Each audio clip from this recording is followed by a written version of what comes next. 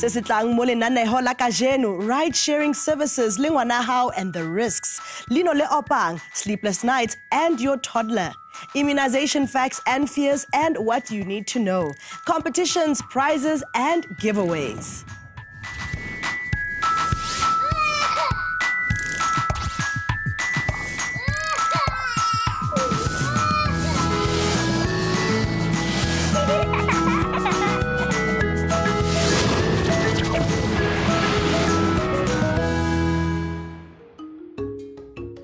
Dumelang, ke le amogela mo Raising Babies 101 mo SABC 2. Libito la ka ke Carol Ofori, and kajeno we get started with one of the tough ones when it comes to parenting. Getting your own child to behave can be some hard work, but imagine iling ngwana motho o mong. What do you do when it comes to misbehaving children and the responsibilities ya batswadi? How do you handle that? Well, to talk about this in studio, I've got Catherine van Schuur, and she is a child and youth development specialist to discuss this matter in detail, as well as my studio audience. So welcome, Catherine. Thank you very much, Carol. I'm going to put a scenario for you just so we can paint a picture. I have my little boy playing with his friend Tabo, and Tabo starts misbehaving. And my little boy knows that we don't do this, but Tabo somehow is doing this naughty thing. How do I discipline this little friend of my son's with my son being there? What does a parent do in a situation like that?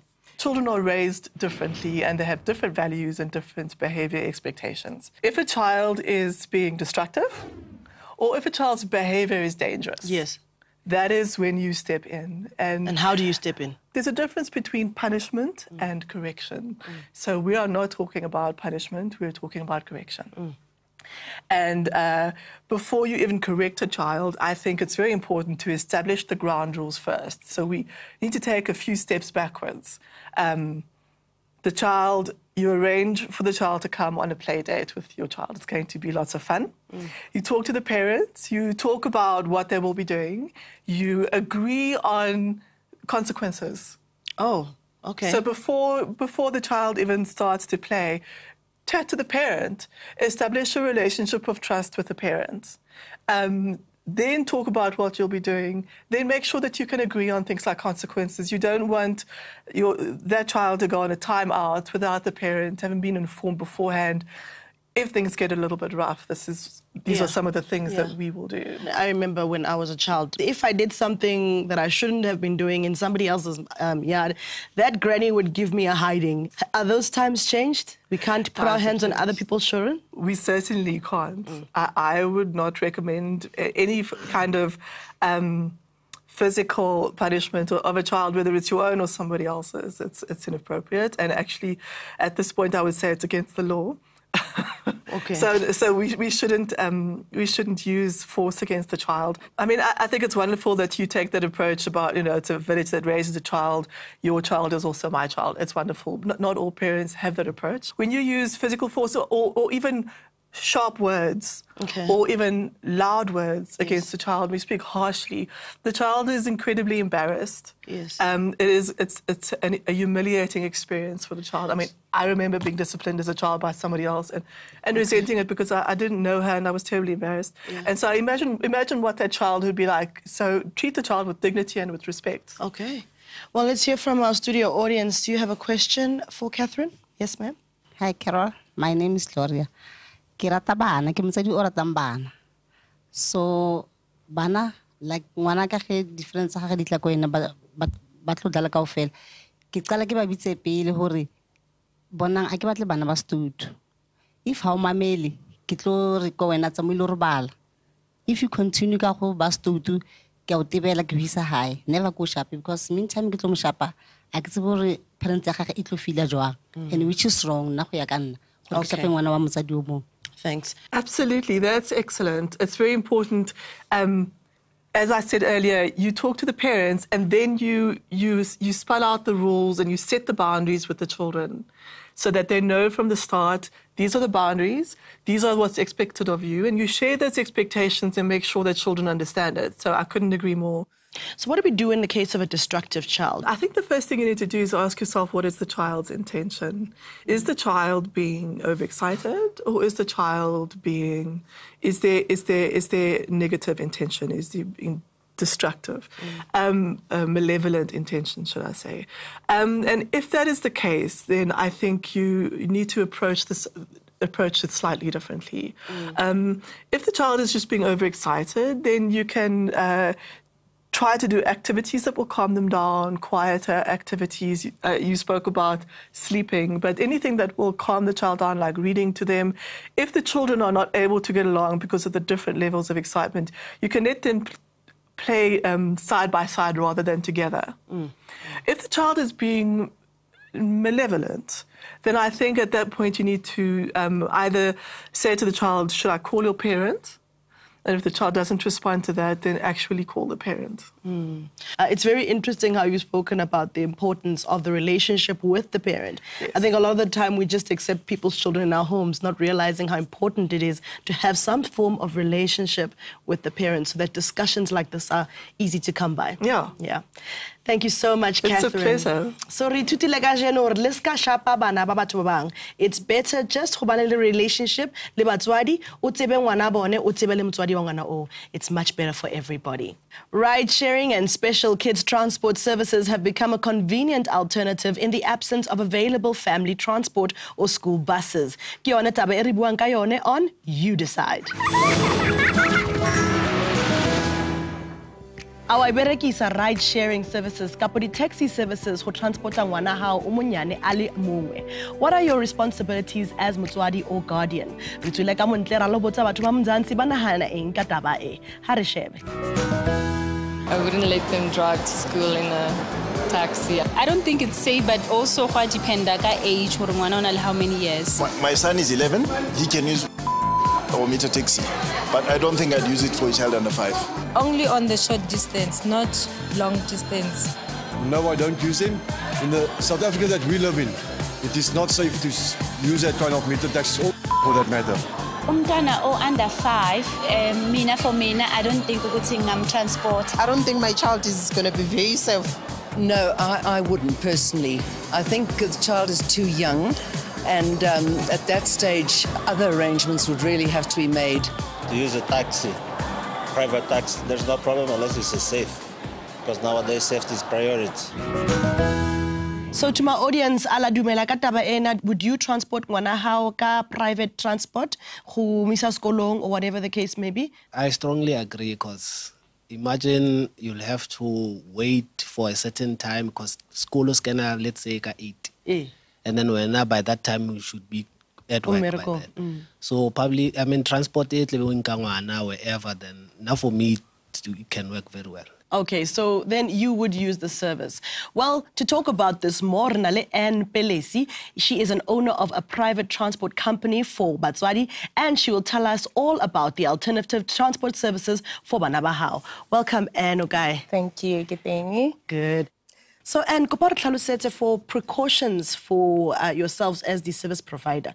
Ke the precautions kapo the rules and regulations you must make sure you fulfill them as a service provider. Ke eng tsone tseo? We need to make sure that the drivers have childcare experience. We need to make sure they have a good background check. We check the background. Just to go as who they are, just to go as ubuyaphi, agaze athatha chance, in wanting to look after bantwana. As motswadi king dipotso tse tshwantse ke botse the service provider to make sure gore this service provider o tla ba ira the right things. As a parent, I want to know, have these guys been existing for long, or it's just into ya manje nje? So what would you say is the minimum operation period gore? 3 years plus. 3 years plus. 3 years okay. plus, Okay. It depends on you as a parent. Obviously, as Fanny Abantumina, I would want 3 years plus, and then I know. And then I would also ask the service provider if I can get references for the service provider. Who are you providing the service to? I want to hear them. And a service provider should provide you with it. How do you make sure gore bana ba safe mo koloing? First of all, kids need to sit at the back. Okay. Wear their seat belts. You don't move that car bangagoganga seat belts. They have to wear the seat belts.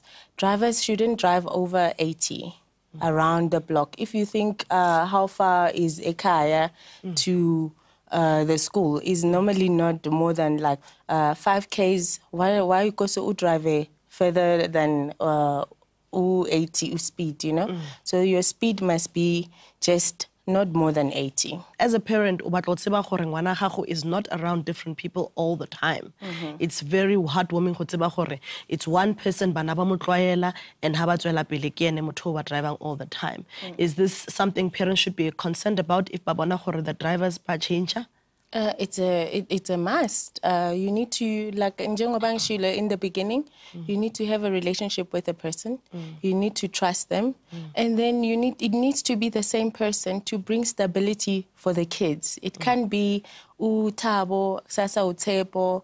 The kids need to know who's fetching them every day. They're expecting Utepo every day to be fetching them. Is there a minimum age gap or a cut-off as to say, this child umunyani too much, we can't transport ngwana oge ya skolong, or do you just transport bana across the board? In our company, we recommend that if a child is younger than 2 years, there must be the nanny of the child. People always have nannies, so they have the nanny. That's why ours is a private one. So you have the nanny that goes with the child to school, and then the driver takes the nanny back home. Harutla from our audience, your question? A private car. What I know about a private car, it's about to pay 4.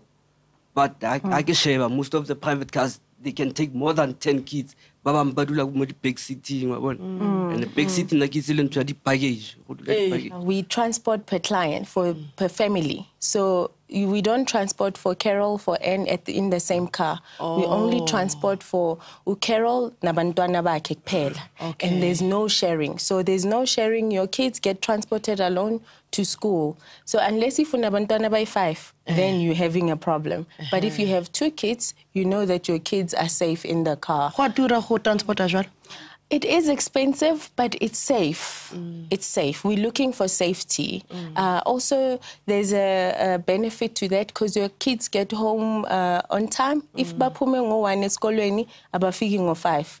Bafika at home on time. So it's obviously a more expensive option, but it is a better option, especially for abantwana abana 5. Yes, because abana 5 bayapakeka ungabayifaka by 6 in a small tata and take them to school.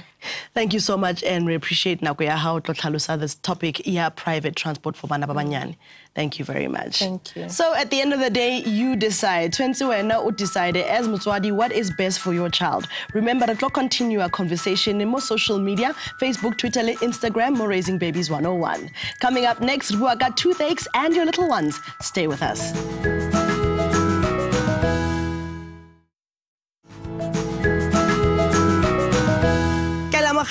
More Raising Babies 101. Today's easy peasy, give you toothache and home care. Dr. Kabelo Kobe is here to talk to us about toothache and horeka thusa bana jwang if batsoga in the middle of the night and banalino le opang. Welcome, doctor. All right. So what do I do as motswadi if ngwana atsoga a re lino la opa? Okay, Carol. First thing if una le paracetamol, painkiller at home, you can give your child 5 mils of this, then it will definitely help. And in most cases, toothache, there's an abscess. So a cold pack can also assist.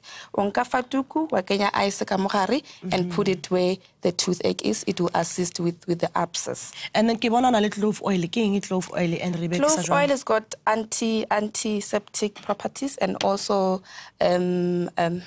anesthetic properties as well. So you can just take a cotton wool and just put it on the tooth. Okay. Yeah. And then metsi ke bona tshwere metsi mo yona thusa jwang? You can take warm water as well. Pour a teaspoon of salt, 1 teaspoon of salt. Let me just show you. And stir. And let the child rinse with it. Not swallow the water, but rather rinse. It will help as well. Can you walk us through what type of foods one should avoid for bana ba banyane gore bone ba ska thola the toothache? Okay. Mostly, onama sweets, candy is the most important one. And another thing, the bottle. The kids who are still on the bottle, make sure your child doesn't sleep with the bottle. Oh, okay. If you sleep with the bottle in the mouth, the milk pools on the teeth, then the sugar that's in there turns into acid then dental cavities develop. Wow. So yeah, that's another important I see no more. Prevention is always better than a cure. Yes. How should we brush our teeth? Who brush our teeth? Okay, firstly, the first tooth comes out at the age of 6 months for a child. So once the tooth is out, you as the parent must start cleaning the teeth. Okay. You just take a cotton. Let me show you. Take a small piece of cotton. Okay. And put a toothpaste and start rubbing the teeth at that age, right? When your child turns 1, they must start visiting the dentist. Oh, right? from 1 they must start visiting the dentist. Yes, because usually they've got around 4 teeth in their mouth. They must start visiting the dentist. Okay. And from there, as the parent, obviously, you must brush the child's teeth. Because what I see with parents, they just give them toothpaste and brush and leave them. So you must monitor it and show them how to brush. Okay. Right? So how do we brush? Okay, let me show you the right technique to brush. Your brush must be at a 45-degree angle. Okay. And you must brush in circular movement. Okay. In circular movement. Okay. In circular movement all around. Okay. Yes, that's the correct way of brushing. And then kamohare? There's the tongue as well, which must be brushed because it harbors a lot of bacteria as well. And how long should a child brush their teeth for? Because I get a duration. How would fella for 30 seconds? There's a duration, a minimum time. Yes, 1 to 2 minutes. 1 to 2 minutes. Yes, twice a day in the morning and before they sleep at night. Thank you so much, doctor. I really learned a lot. Next, I eat clove oil with toothache. So thank you very much. Oral hygiene is very important for Bana. Well, it's time for our baby shower giveaway. Okay, Mubugedi, as you have seen, Huhudi Sabana can be a very, very costly affair. To make life a little easier for you, segment Ena, Ya Baby Shower,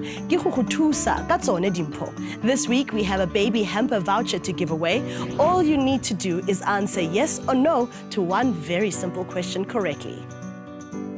Does immunization prevent measles? To enter this competition, Hubunolo, where now setwanetse osiete, kiho answer this question yes or no, more social media platforms. Answer correctly, and one lucky viewer will randomly be selected to win a baby hamper voucher valued at 1,000 Rand. The winner will be announced on our social media. Best of luck.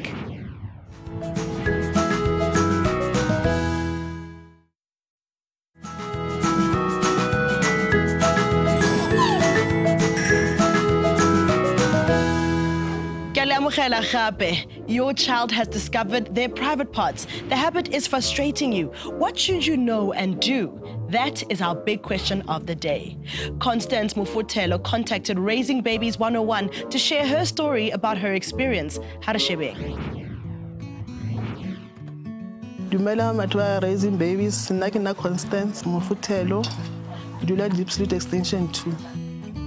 Ngwana ka ke motho a thabileng ka mehla le ga ba jwa ke thobo ke a gona mmona sa thaba tse se nkgatlang ka ngwana ka o botlhale o rata go dlala too much ga bua kretšeng wa bolela gore o dirileng kretšeng o jeleng ke bone a fitla mo ntlong a te tshwara ka squishiso why a te tshwara kana ka mogogo re na seng ke no mmotsisha ke ile ka tsamaya ka go sekolong ga botsisha ba re o bone mo sekolong go dira ka mogogo mara ba ile ba gala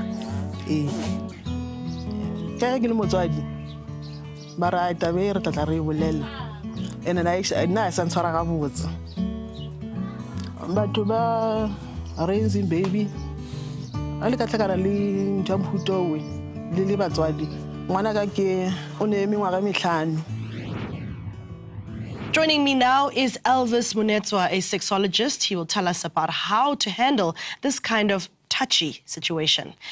So, welcome, Elvis. Thank you for having me. What is your response to Constance's situation? Constance? Kids, when they grow, they develop or they get to experiment things, right? And in experimenting with their bodies, they find erogenous zones or pleasure zones on their bodies. And sometimes they start, exploring it because it feels nice, it feels pleasurable, right? Yeah. And it's normal. For children to do this, right? As parents, you want to know what's going on, so you ask, so what is going on? And the child's response is usually, because I'm at school, I learned it at school. So I think for the child to say, I was touching myself and I found it pleasurable, it would come off as something the parent wasn't expecting. So they deflect it to a place where someone would answer on their behalf because maybe the conversation is a little heavy for the child.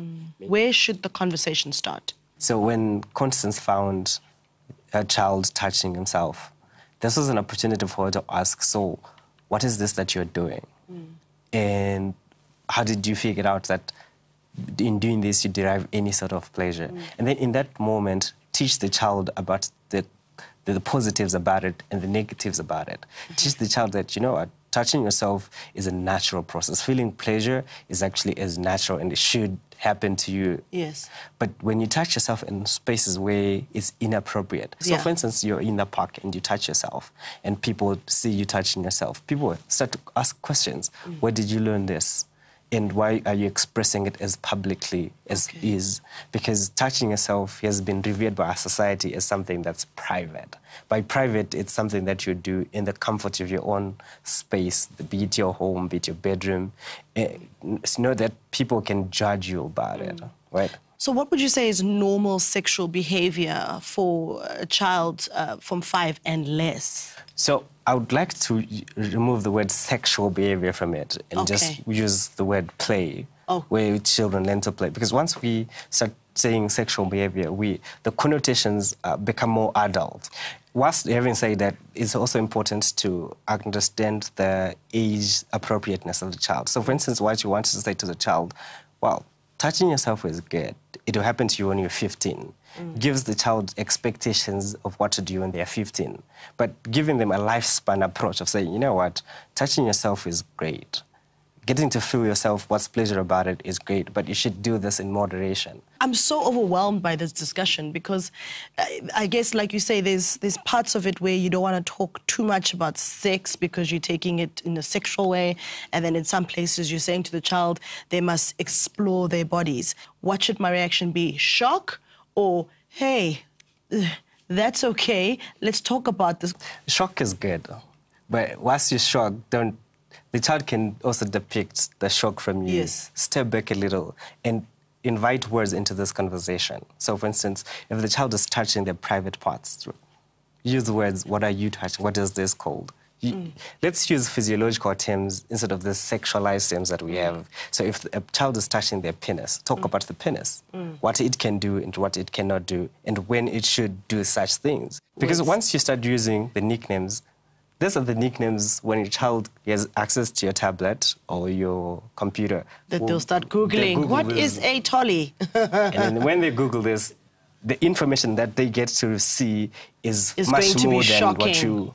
So where is the line of touching yourself and exploring, and when you start now wanting to explore with other people or other things? So when a child touches themselves and you have this conversation about what the organ itself is meant for and what it does, then over time you get to see your child. They might do it in your presence or they might learn about respect and boundaries and do it in their space. But in that moment, then you'd be able to know at some point where the child has experienced initiatives from outside the initial environment. So that's, I think, where the boundaries are crossed. When you catch a child in those type of things, that's where scolding would come in or stern conversations would come in. And when we talk about these conversations, let's not make these dinner table conversations, right? Okay, let's not use this. Oh, I'm going to have a conversation with my child about sex, so we're going to sit on the table and have this conversation. These are in the moment conversations. These are like, we're going to the store, we're going to buy cheesecake. By the way, you were touching yourself. What was that you were doing, right?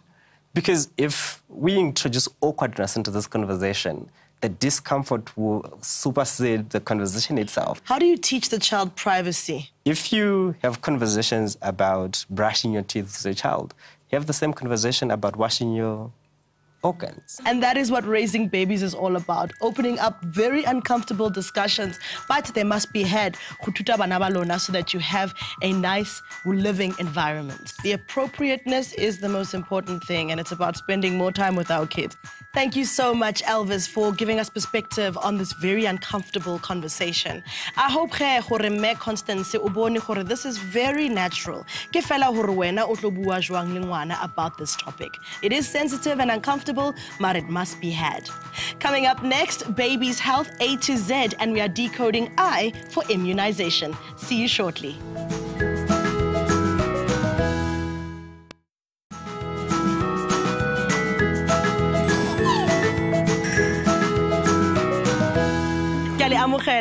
And today on Baby's Health A to Z, we are decoding the letter I for immunization.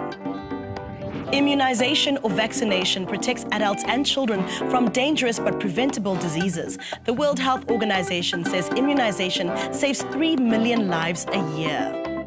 I'm joined in studio by Sister Ida Bester to discuss this further. Welcome, Sister. Thank you. Tell me, what is immunization? What is immunization? Immunization is where we actually inject weakened viruses and bacteria into the body to stimulate the body's own immune response to build immunity. So when the body gets in touch with that certain illnesses, you can fight it so you don't get ill with that. Now, I know that certain vaccinations or immunizations are free at public hospitals, and then from a certain point, you start to pay for them. Walk us through the importance of each stage of the immunization process. All right. Very important. South Africa got an EPI, that expanded program on immunization, where certain vaccines is needed a certain age to protect our babies. So usually at birth, they get their vaccines at hospital, which is a BCG against TB. They get oral polio drops.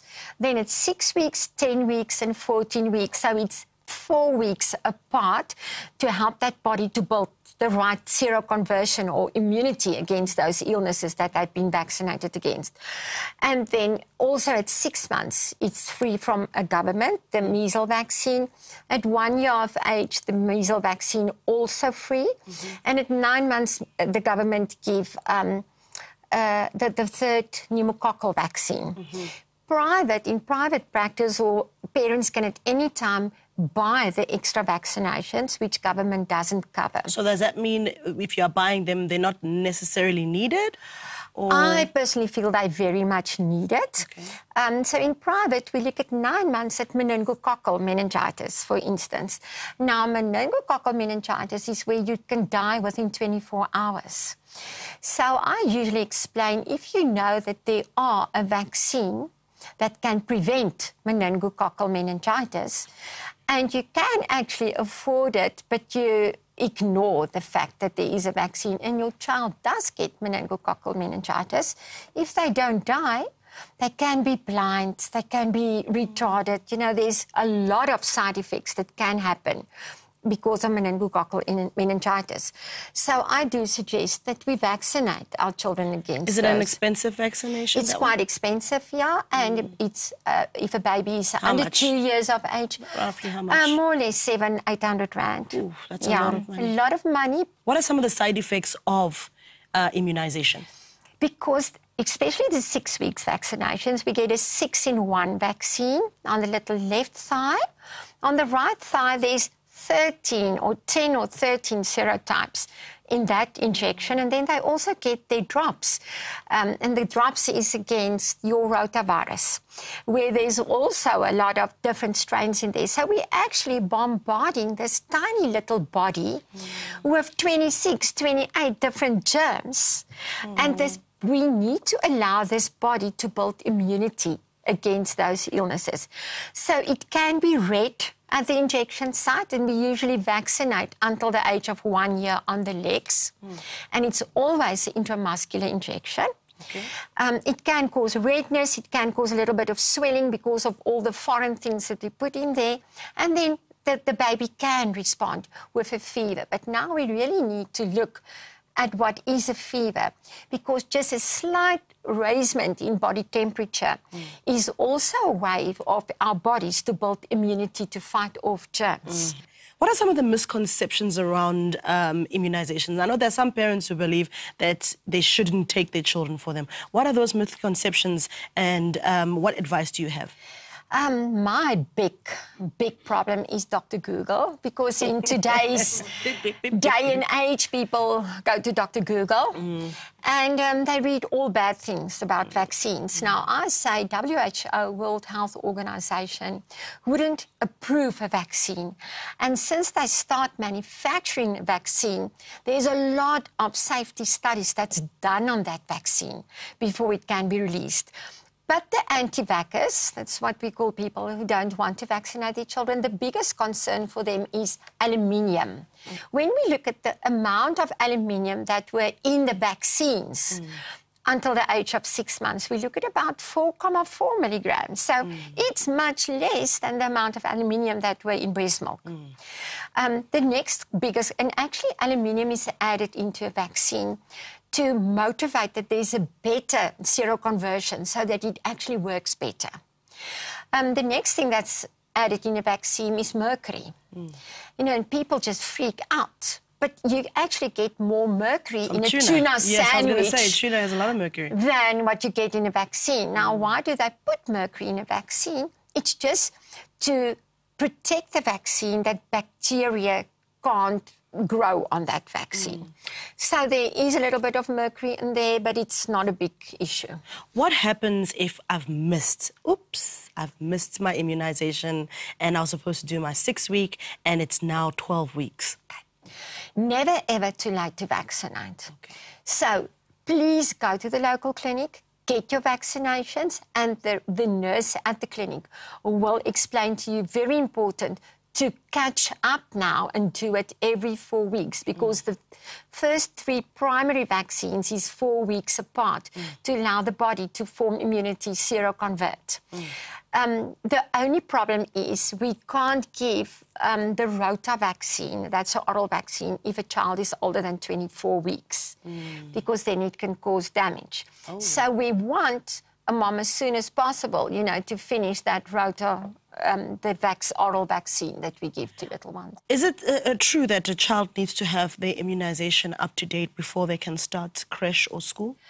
Lots of schools in today's time, even the creches, ask the vaccination I was cards. actually asked for the card. Yes, and I think it's a very good thing, because we actually protect our children, because if other kids around our children are not vaccinated, we are actually, you know, getting these illnesses into our creches. What do you say to the moms at home who really believe that immunization is bad? I listen to their concern, and then I feel with the right knowledge, I can actually empower them to make their own decision.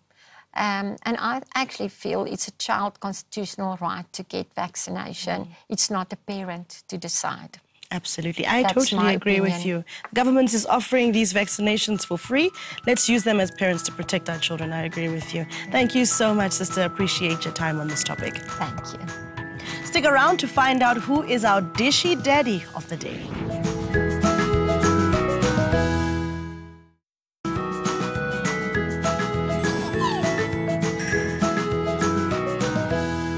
Welcome back to Raising Babies 101. This is my favorite part of the show. And today I've got 2 dishy daddies, and I'd like you to welcome musicians, Nay and Omega. Welcome to you both to the show. Thank you. Thank you for having us. I know, Jorge, you're a dad to, is it 3 children? Yeah, babararu, yes, 3. Yeah. What's it been like for you, Kabana Bataru? You know, first of all, you know, when you're expecting your first child, it's not easy. You know, a lot goes on in your mind, and why puts already now for one o halang right and relationship but once one you begin to realize, you know, that you are a great parent. You have to change your whole life to be a parent of this child. So Hobanali 3 for me has been a pleasure and has been a great joy. I enjoy children a lot. So I'm a good dad around the children, I must say. Yes. Yeah. Okay. And for you, Omega? You're going to be a dad very, very soon. That's and how are you feeling about that? And also that moment when you found out, Hore, well, that moment I get told, get over daddy. What's one child like when my wife called me, it's a doctor and a doctor Eris. So I was with him and I said, my friend, I've got good news. And I didn't stop smiling and laughing. What I told him is that responsibility is about to start. But I was excited and I said to him, you know what, I bless the Lord because you know, to say, man, I want to be a daddy. So it news that really brought joy to my heart and say, at least now, so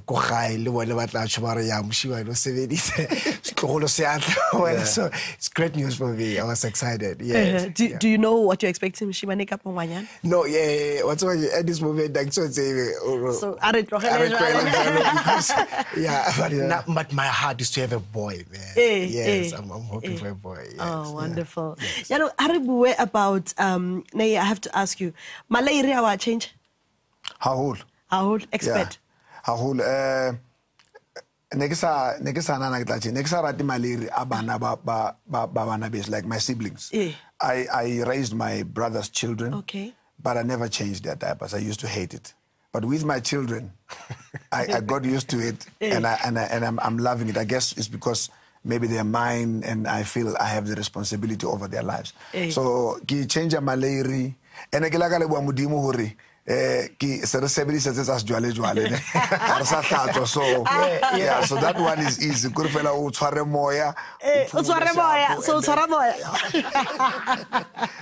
So no, I enjoy hahulu utusa meko in that area. Oh, how are you looking forward, Omega, who change later? Well, I'm looking forward, but but I'm joking, man. It's an experience that I'm really waiting for, to experience it and then to grow a child.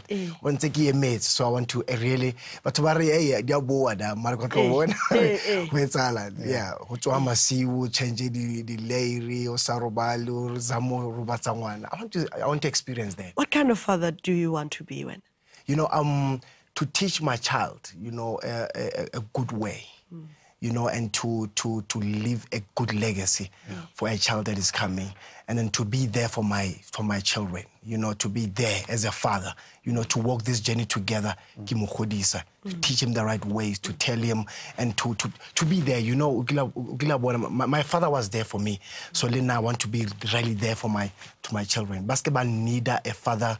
Figure around them and the basketball complain where is father always and then I'm really looking forward to in my busy schedule of being a musician to spare time and to create time for my children. And for you, fatherhood, how has it been for you? And how's wrong? Your fatherhood has been a bit challenging. In a sense that, you know, as a musician, you are hardly home. You're in a creative space. Yes. And opportunities are not really, you cannot plan what they are going to be. You know, you could release an album and have a hit instantly, and then your life changes. You are demanded, you have to gig everywhere, you have to do interviews. I mean, every time we release an album, we go on the road. I mean, the first 3 months, we literally on the road, trying to go through all the media houses, and do all the interviews so that we can have a proper drive, marketing drive for the album. So it's been challenging in that way, but I thank God, Hore. I make sure that during the week I'm available for my children. You know, I provide them good support even at school. I do homeworks. I still do homeworks for all of them now. They call me the taxi guy. I drive them to school every morning. He knows it doesn't matter where we are. If it's on a Sunday and that gig ends at night, we can be in Botswana. We'll drive through the night because I have to take my kids to school on Monday. So it's been good challenges. It's not, I don't regret anything, but it's been good challenges. So that, you know, creating the balance between your hectic schedule and having been. I mean, I remember my second born child. I almost found my wife in the bath with the child because she was highly pregnant and I went on a gig. And then I finished the gig around 10 at night and I drove back home. I found my wife in the bath in labor pains. I literally picked her up into the car and we drove to hospital. Once we got to Park Lane, she sat on the chair. I was on the phone, phoning the doctor, and the water burst and the child was out. Wow. So, those things, you try to balance them and be there for both your wife and the children. I hear you. Yeah. In this episode, neribua ka discipline, and specifically ka disciplining bana ba batho ba bang. I know in our communities we believe hore ngwana ka mo next door ke ngwanaka. If I find you in my peach tree and o samplele gore mo jarateng yaka, I will discipline you. Ke eng di thoughts tsa gago? Are you going to discipline each other's children? Do you abagalemela bana ba Nay already? How does that work for you? I'll start with you, Nay. Look, in the times that we're living in, it's quite difficult. You can only do this much. You cannot really go all out to discipline a child. It's like when my children come back from school and they relate to me a story that happened at school, and I notice it's a value-based problem. I can't just go to school tomorrow and say to her friend, you can't talk to my child like that, But if it happens in my presence, of course, as a parent, I've got to help both of them to understand what is wrong and what is right. When you grew up, now we grew up in townships, now we live in suburbs, you hardly know what's happening next door. But if it happens in my presence, if I pick up, even if it's not my children, and it happens in my presence, and I notice that, you know what, I need to intervene here as a parent. I can't choose sides, but I've got to sort of bring an understanding to both of them that this is wrong and this is right, and then you can work it together. But you know how it is nowadays. You can be accused. Other parents can come and say you were accusing their children. The child said you spoke bad to them. So you cannot really go all out like our parents used to do with us. But yes, we must be responsible parents. We must be able to lend a helping hand where we can. Omega. Yes, I think to add on what my brother is saying, Nay, it's like he's saying. He says when you are present, it's something that you can do while you are there. It's something that's happening present. Maraba loko skolong, like he's saying, but it's bana today ba gola fast, even emotionally, so they're quick to respond. And now what lo antsa ntho sa bona o le motsadi affect le o mongwe le gore maybe na le right and when o wrong. So you have to be careful in dealing with that. But when I'm here, I can say to ngwana Nay, no, that is wrong. And then o tlo mamela because o motho mo golo and wa bona le no tla bona ntho mo khalemela yona wrong. Because I'm I wrong. So I think when you're there and you can address it. Yes, absolutely. Yes, we got a question from studio audience Sarona. Dumela mme. What makes you cool dad? Cool dad. Yeah. What makes you guys cool dads? Yeah. Oh, okay. Well, he's not a dad yet. Yeah. I guess that's my question. I never miss out on any important event of my children. I'm there at school. I watch them run. I play soccer with them. I coach.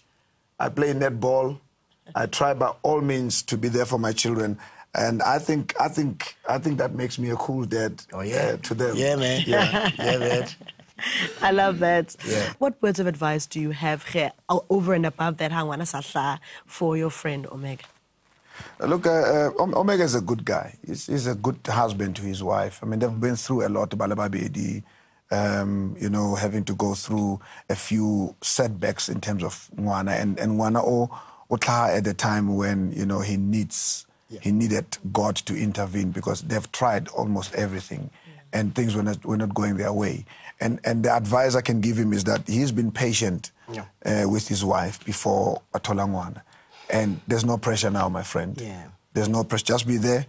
Let your wife watch you raise your child. And the rest, God will provide. Don't stress out. God will give you gigs to have money to raise your child. Have good plans and be ready to establish good values to your child. You know, it's all about values.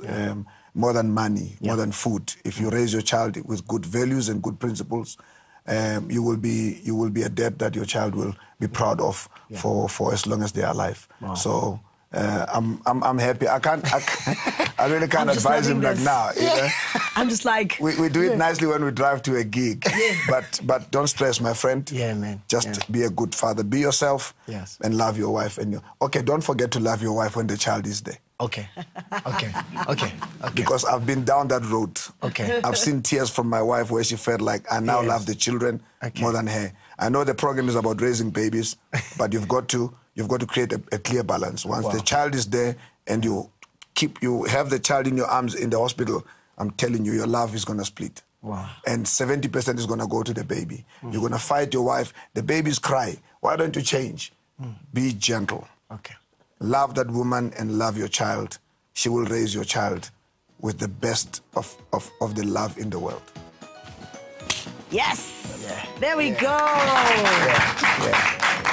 There's no other words for me. I just love that moment. Well, it's the end of the show, everybody. I know you hate it when I say so, so let's make an appointment next week. Raising Babies, right here on SABC 2, 10:30, and let's go lebala. Hara tlhokomeleng bana ba rona. Ka re bana ba rona ke bokamoso ba rona. From me, Carol Ofori. Bye-bye.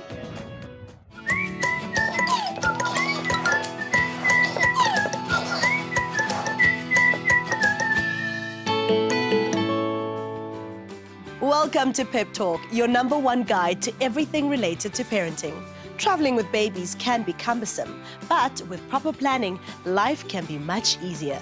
Today we are talking nappy bag essentials and other tips for traveling with your infants. When choosing a nappy bag, remember to look out for the following: size, versatility, and space, especially if you are using public transport. Like this bag, which has different compartments and pockets. In the bag goes the following: wet wipes, Cuddle Some petroleum jelly, plastic bag for soiled nappies or clothes, nappies, bibs, a changing mat or towel, baby's food, a burping cloth, and extra clothes for baby. Carry something light and warm.